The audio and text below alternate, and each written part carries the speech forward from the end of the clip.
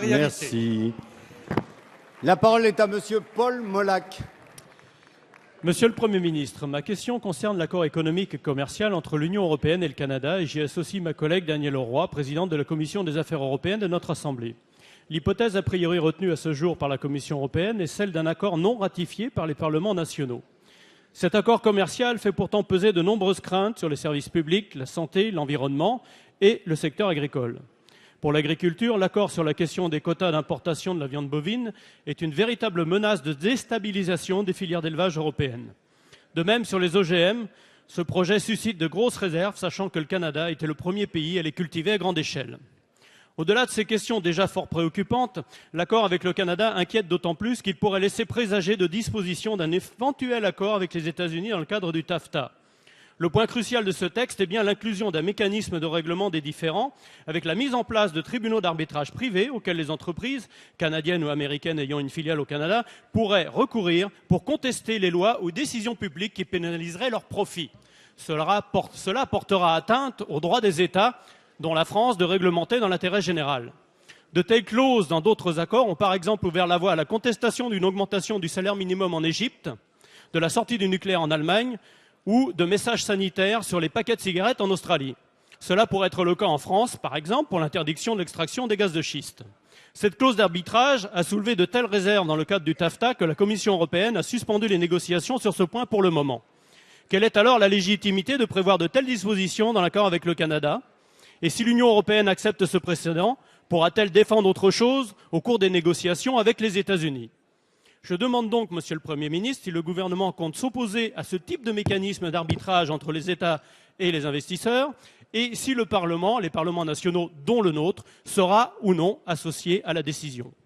Merci. La parole est à Monsieur le secrétaire d'État chargé du commerce extérieur, de la promotion du tourisme et des Français de l'étranger, Matthias Fekl.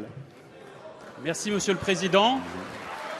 Monsieur le Président, Mesdames et Messieurs les députés, Monsieur le député Paul Molac, vous soulevez une question fondamentale concernant les négociations commerciales de notre pays.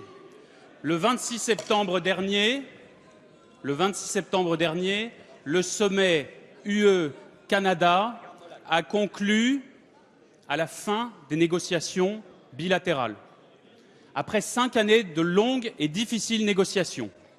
Et l'appréciation sur ce sujet doit se porter sur plusieurs points. La première est la nature de cet accord.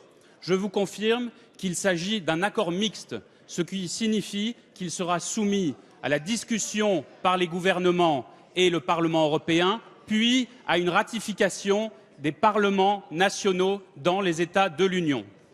Il y a ensuite la question de l'appréciation que nous portons sur le fond de l'accord et sur les différents secteurs qui sont ouverts.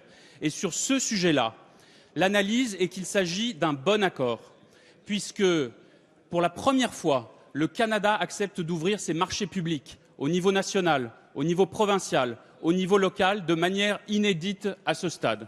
De la même manière, nous avons obtenu la protection de 42 indications géographiques françaises. Là encore, avec le Canada, c'est quelque chose d'inédit. Et puis, il y a la question du mécanisme d'arbitrage investisseur-État, qui pose de nombreuses questions de fond. Vous les avez indiquées, Monsieur le député. Question d'accessibilité de la justice, question du droit des États à édicter des normes et à les faire respecter, question de l'indépendance des arbitres.